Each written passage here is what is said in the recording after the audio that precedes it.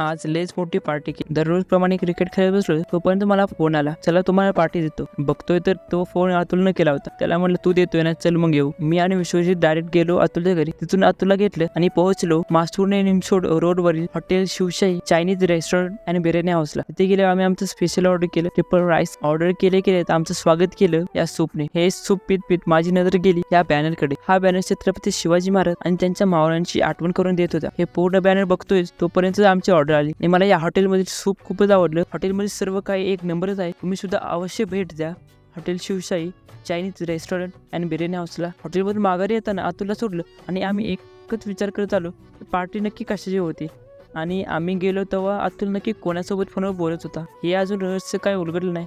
मग भेटूया लवकरच नवीन मिनी ब्लॉगमध्ये. लाईक, शेअर, कमेंट, फॉलो आणि अवश्य भेट द्या hotel Shivshahi Chinese restaurant and biryani हाऊसला. धन्यवाद.